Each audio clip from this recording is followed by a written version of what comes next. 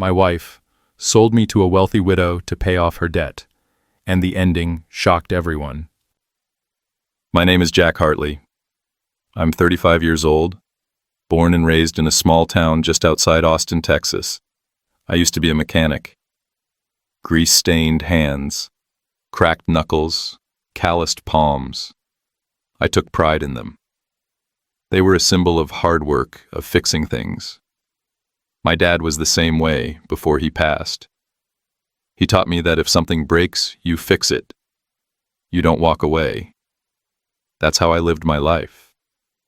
That's how I treated my marriage. Her name was Rachel, my wife. We met at a gas station of all places. She was a waitress back then. Smile like sunshine, voice like honey.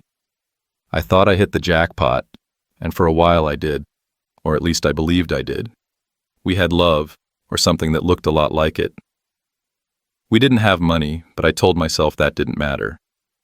We had ramen noodles for dinner, slept with 2 fans in the summer because we couldn't afford AC, but I didn't care. I thought struggle made love stronger. I was wrong. Because while I was busy saving every dime, picking up weekend shifts, and dreaming about a future with kids and a little house, Rachel was drowning in debt, secret debt, credit cards, online loans, God knows what else. And when the wolves came knocking, she didn't tell me. She made a decision. A sick, twisted decision that I didn't see coming. She sold me. Literally sold me. One night, I came home from work exhausted, ready to eat whatever leftovers we had. Instead, there were 2 men waiting in our living room. Suits, serious faces. One of them said, "You'll be traveling with us for a while, Mr. Hartley." I laughed at first. Thought it was a prank, until Rachel walked in, calm, composed, and handed them a signed document. "Jack, just go with them. It's all worked out. Please, just go." That was the last thing she said to me. No explanation, no apology, no tears. I didn't even get a hug. Just a soft please and a look that felt more like goodbye than anything else. They drove me 3 hours out of town to a gated estate, some kind of private mansion on the coast. I was thrown into a world I had no place being in. Marble floors, chandeliers, silence so thick it hurt my ears. That's where I met her, Evelyn Moreau, 62 years old, a widow, billionaire, cold as ice, skin like porcelain, eyes sharp enough to cut glass. She didn't say hello. She didn't offer a handshake. She looked me up and down and said, "You'll do. I was hers. For 1 year." That's what the contract said. 1 year of being her companion. Not a husband, not a servant, not a lover. Just someone to be around, someone to talk to, someone to fill the silence. In exchange, she would erase Rachel's debt, every last dollar. I was stunned. I yelled, I begged, I threatened. But no one cared. The contract was legal. Ironclad. And Rachel. She had already taken a flight to the Caribbean using Evelyn's money. I wasn't a man anymore. I was payment property traded like some damn pawn. For the first few weeks, I was angry. I barely ate. I refused to speak. Evelyn didn't care. She simply lived her life, sipping wine, reading in the garden, playing music on an old record player. She barely looked at me, until one night she found me crying alone in the garage. I thought she'd mock me. Instead, she sat beside me and said, "They all leave. That's what people do. Don't take it personally." That was the first time she showed a crack in her armor. Turns out Evelyn had her own scars. Her husband died in a plane crash. Her son, too, both gone in a single day. Since then, she lived alone, surrounded by beauty, but buried in grief. Maybe that's why she bought me. Not because she needed a man, but because she needed a ghost, someone to haunt the halls with her. Someone broken like her. Strange thing is, I started to heal. Slowly. She let me work on old cars in the back shed, gave me space, gave me tools. One day she joined me, watched me fix a 1965 Mustang. Told me it had belonged to her son. We didn't talk much, but when we did, it mattered. Months passed. I wasn't angry anymore. I wasn't sad. I was alive. Evelyn and I started eating together, watching old movies, playing cards. She even laughed once. I think that's when everything changed. I wasn't her prisoner anymore. I was her friend, maybe even more than that. Not in a romantic way, but something deeper, a bond built on shared pain, a connection forged through silence. Then Rachel came back. Of course she did. Evelyn's health was failing. The lawyers had started preparing her will, and suddenly Rachel was there. Fake tears, soft apologies asking for a second chance. But I saw through it. She didn't want me. She wanted Evelyn's money. Evelyn heard everything. Every lie. Every plea. That night she wrote me a letter. I found it on my pillow the next morning. She thanked me for making her final year bearable. She said she hadn't smiled in 15 years until I showed up. Then she was gone, peacefully, in her sleep. Just like that. In her will, she left me everything. The mansion, the cars, $10 million, and one condition. Do something good with it. Make sure someone else survives what we didn't. Rachel tried to contest the will. She lost. And I kept my promise. I turned the estate into a recovery center for men like me. Men who were betrayed, abandoned, broken. I teach them to fix engines, and slowly, to fix themselves. People think I was sold, that I was a victim. But here's the truth. I wasn't sold. I was saved in the strangest way imaginable. I wasn't always this calm. Back before all of it, before the betrayal, before the mansion, before Evelyn. I was just a guy trying to hold his world together. I woke up at 6 every morning, drank burnt coffee from a chipped mug, and headed to the garage where I worked. Since I was 21. I wasn't rich, but I was reliable. People trusted me to fix their engines, their brakes, their transmissions. Funny. I could fix anything made of metal, but I didn't see my own life falling apart. Rachel and I had been married for 5 years. The first 2 were magical. Or maybe I just thought they were. We didn't have much, but we had each other. That's what she used to say. As long as we have each other, we'll be fine. I held on to those words. I wore them like armor, even when the bills piled up, even when the calls from unknown numbers started showing up on her phone, even when she got more distant, less touch, fewer kisses, always tired, always busy. I didn't question it. I was too busy trying to be a provider. The garage barely paid above minimum wage, but I picked up side jobs, changed oil in people's driveways, repaired broken washing machines, anything to make ends meet. I dreamed of saving up enough to buy her a little piece of land. She said she wanted chickens, a garden, a quiet life. I was working toward that. Every penny I saved, every hour I worked, I did it for us. But the truth was, Rachel had already given up on us. I just didn't see it. I didn't want to see it. She had a way of making lies sound like lullabies. Everything's fine, babe. Just a little stressed from work. Don't worry, I'm handling it. And I believed her, because when you love someone that deep, you don't see the cracks until they shatter the floor beneath you. I remember the day it all changed. It was a Thursday. I had just finished replacing the transmission on a busted Dodge. My hands were black with oil, my shirt soaked with sweat. I came home expecting Rachel to be making dinner or scrolling on her phone like always. But instead, 2 men in suits were waiting in the living room. I thought we were being robbed. One of them said, "Mr. Hartley, it's time." Time for what? Rachel stood in the corner, arms folded, looking like a stranger. She didn't cry. She didn't flinch. She just nodded. "Jack, just go with them," she said. I laughed. I thought it was a prank. I asked her what was going on, why these men knew my name, what they meant by time. That's when one of them pulled out a folder and showed me the contract, my name, my birthday, my signature or what looked like mine forged. The details were cold, Legal clinical. A 1-year agreement. I would be transferred to Evelyn Moreau's estate under her guardianship in exchange for a complete settlement of Rachel's outstanding debts. Over $200,000. Credit cards, loans, a luxury car she leased in my name and never told me about. All of it paid in return for me. I looked at Rachel. She looked away. "You'll be fine," she said. "She's not going to hurt you. It's just company. She's lonely. She's old. It's not like she's going to touch you." And with that, she turned her back. No hug, no apology, no regret, just silence. I was in shock. I didn't even fight when they took me. I was too numb. I felt like my soul had been unplugged from my body.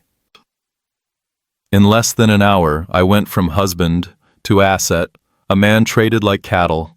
I still remember the ride, long, quiet through winding roads and tall trees. The sun was setting, painting everything orange, but it didn't feel beautiful. It felt like a funeral, mine. The car slowed down as we passed through a massive wrought iron gate. Gravel crunched beneath the tires as the mansion came into view, an enormous white estate perched on a cliff overlooking the ocean. It looked like something out of a movie, but I wasn't impressed. I was numb, dead inside. The door opened, and one of the men gestured for me to get out. I didn't say a word. I just stepped out and followed them through the front doors, which were twice my height and made of dark mahogany. The inside was colder than the outside, not in temperature, but in feeling. Everything was spotless, elegant, expensive, and lifeless. Not a single picture on the walls, not even a trace of laughter in the air. And then she appeared, Evelyn Moreau. She walked down the staircase slowly, like royalty. Tall, graceful, mid-60s, maybe older. White blouse, silk pants, hair in a silver bun, and skin so pale it looked like marble. Her eyes were the kind that didn't look at you. They looked through you. I stood still, unsure whether to speak. She didn't give me a chance. "You'll do," she said. That was it. No greeting, no explanation, no welcome. Just those 2 words. I wanted to scream, I wanted to punch something, but I had no idea what would happen if I did. So I followed the men down the hallway past rooms. I couldn't even count until they opened a heavy oak door and showed me my room. "This will be yours," one of them said. Then they left. I was alone. The room was beautiful. Antique furniture, ocean view, even a fireplace. But to me it felt like a prison. I didn't touch anything. I just sat on the bed, stared at the wall, and tried to breathe. That first night I didn't sleep.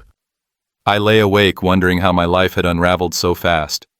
Just yesterday I was arguing with a customer about brake pads. Now I was property. A paid companion for a widow I didn't know in a house I didn't belong in.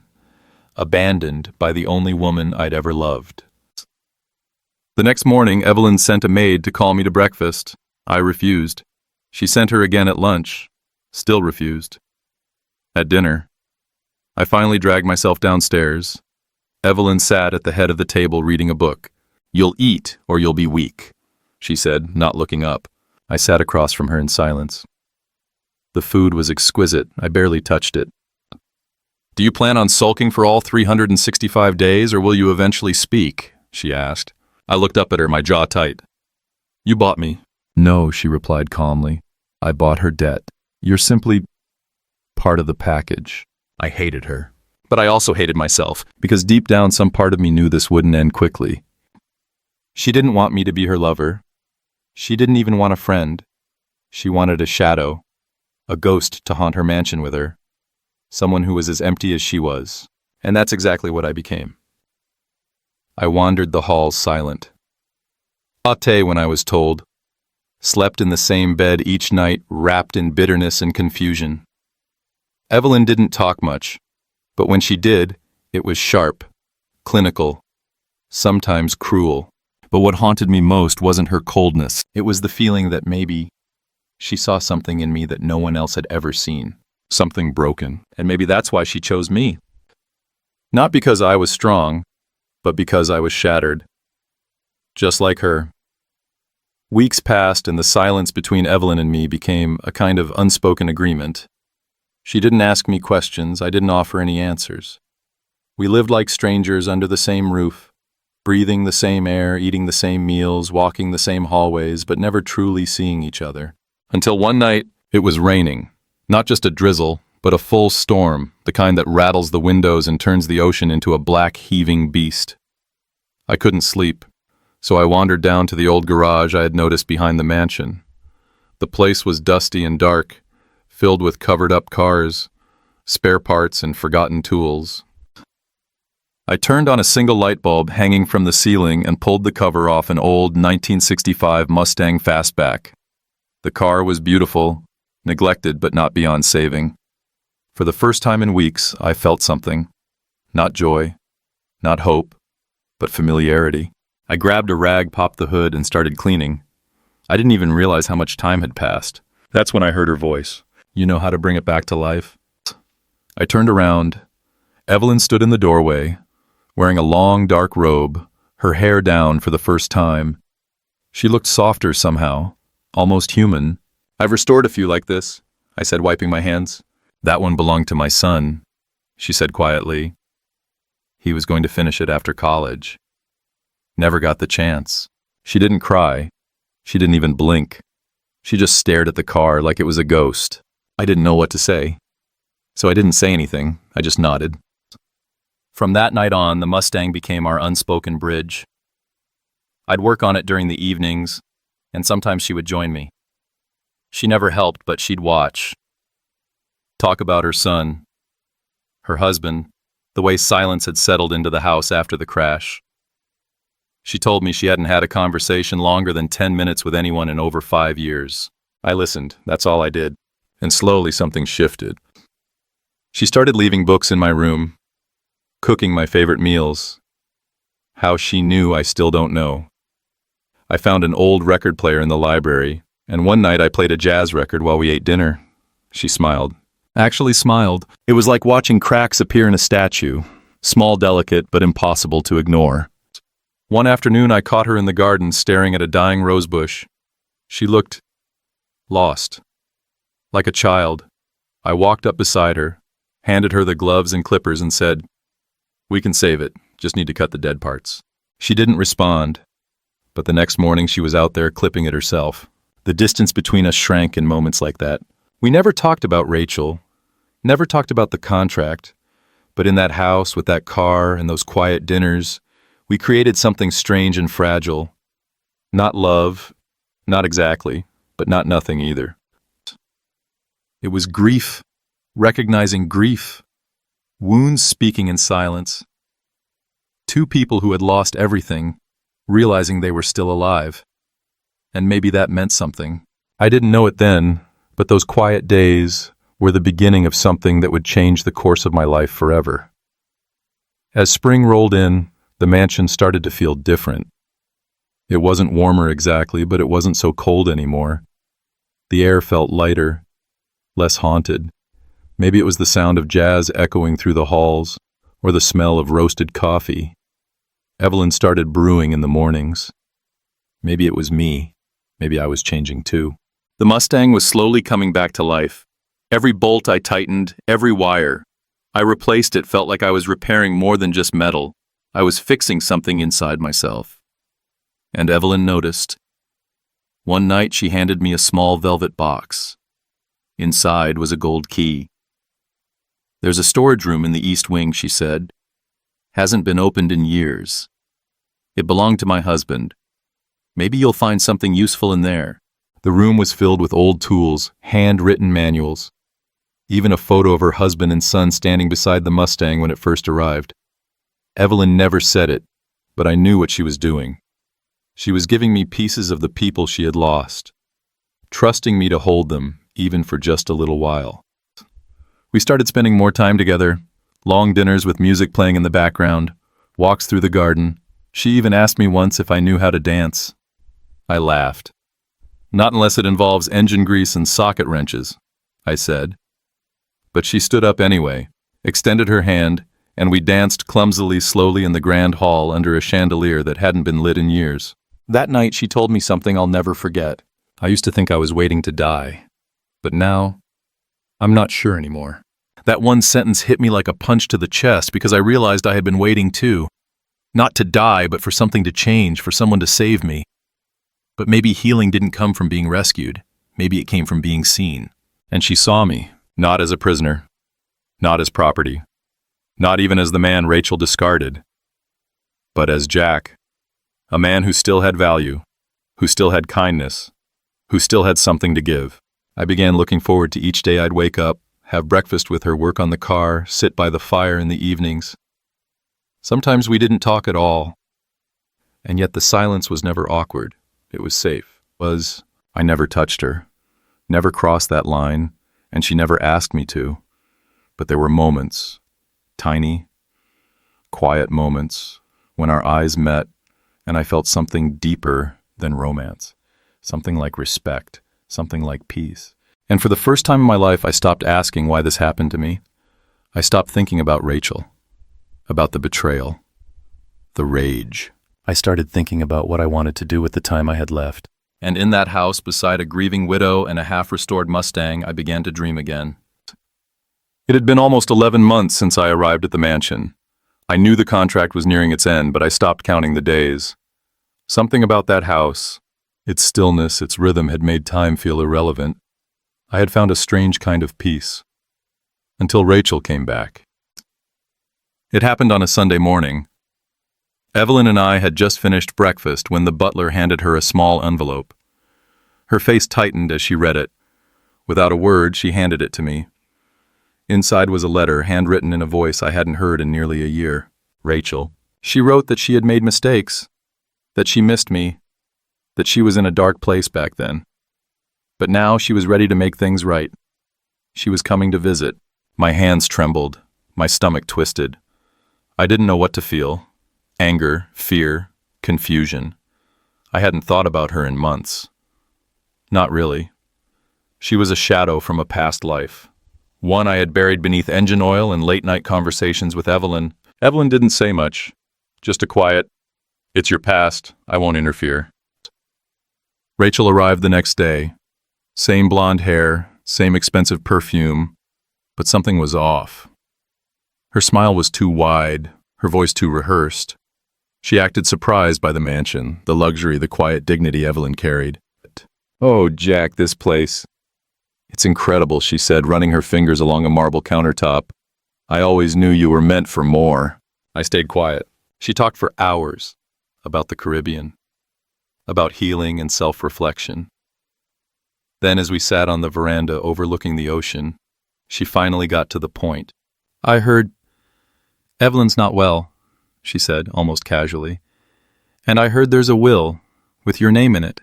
That's when I understood. She hadn't come for me, not for love, not for closure. She came for the money. I felt something inside me snap, but not in rage, in clarity.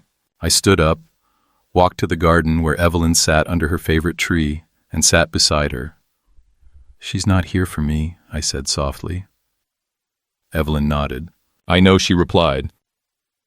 That night I heard Evelyn coughing in her room. I knocked. She didn't answer. I opened the door and found her sitting on the edge of her bed, pale and trembling. She looked at me, eyes glassy, and whispered, "Don't let her ruin what we built." I held her hand. "I won't." 2 days later, Evelyn passed away in her sleep. No pain, no struggle, just silence. She left a letter for me, folded neatly on her nightstand. "Jack, you reminded me what it felt like to be alive. Not loved, not worshipped, just seen. Thank you for showing me kindness when I no longer believed in it.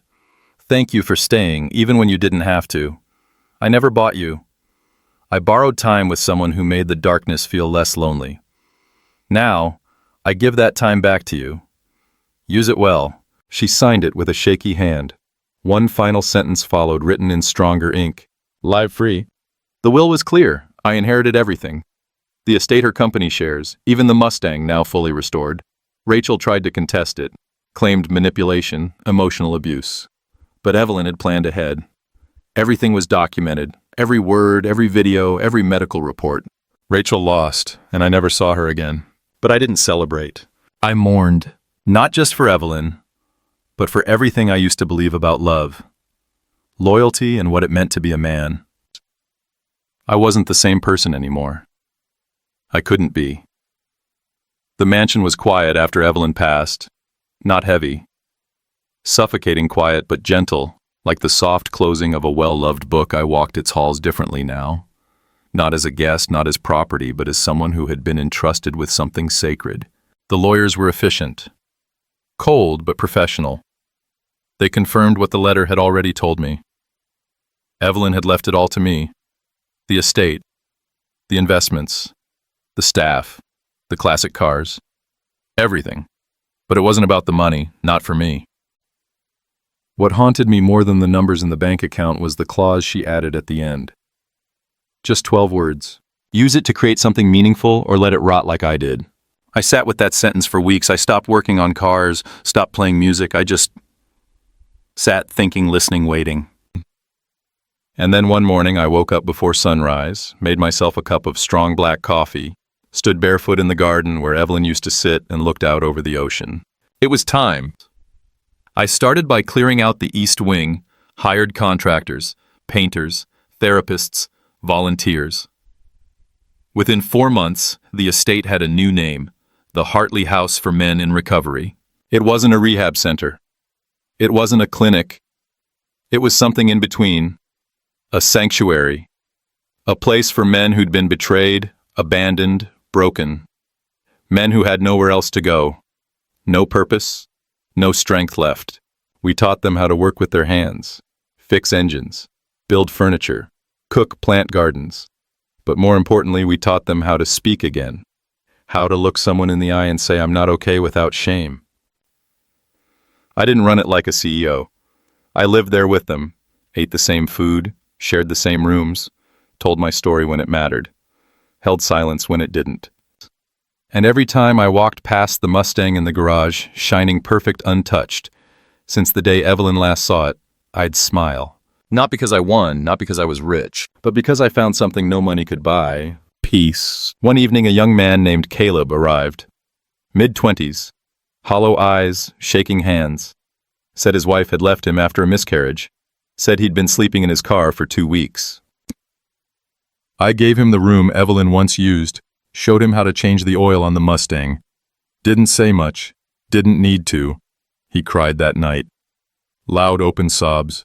No one judged him. No one tried to stop him. Because we all understood, pain doesn't leave us. It shapes us. And healing isn't about erasing the past. It's about giving it a place to rest. Sometimes I still hear Evelyn's voice in the back of my mind. Not her sharp commands. Not the cold detachment, but her softest whisper. Don't let her ruin what we built. She didn't just leave me wealth, she left me purpose. And in honoring that, I found myself not the version of me Rachel married, not the broken man she sold, but something new, someone whole. The sun rises the same way every morning out here, slow, golden, and quiet. I sit on the same bench. Evelyn used to favor coffee in hand, the ocean stretching endlessly before me. The Mustang is parked nearby, polished, untouched like a monument to everything I survived. People often ask me why I never left the mansion, why I didn't sell it and start over somewhere new, and I tell them the truth. This is where I woke up. This is where the pain stopped controlling me. This is where I buried the ghost of the man who let himself be sold.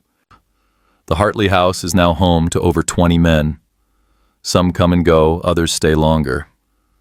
We don't ask too many questions on day one, just their name, how they take their coffee, and if they want to help in the garage. They usually nod, and that's how it begins. I see them walk through the same darkness I once did. I watch their hands shake the first time they hold a wrench. The way their eyes light up when the engine turns over for the first time. It's not about the cars, it never was. It's about rebuilding something, piece by piece, bolt by bolt. Sometimes late at night, I'll sit in the old study and read Evelyn's letter again. The ink is starting to fade, but the words still hit with the same weight. I never bought you. I borrowed time with someone who made the darkness feel less lonely. She gave me time, and now I give it to others. Rachel. I haven't heard from her since the court case. I doubt I ever will. And I'm okay with that. I don't hate her anymore. I don't forgive her either. I've simply moved past her. Because holding on to bitterness is like holding your breath underwater. Eventually, it's you who drowns. I don't know if I'll ever marry again. I don't think about that much. My life is full in a different way now, with laughter in the halls, the sound of engines starting, and the quiet nods between men who've stopped pretending they're unbreakable. If you'd told me 2 years ago that being sold would be the best thing that ever happened to me, I would have laughed in your face. But now I understand something I didn't before. Sometimes the worst betrayal leads you to the one place you truly belong. And sometimes being discarded is just the beginning of being found.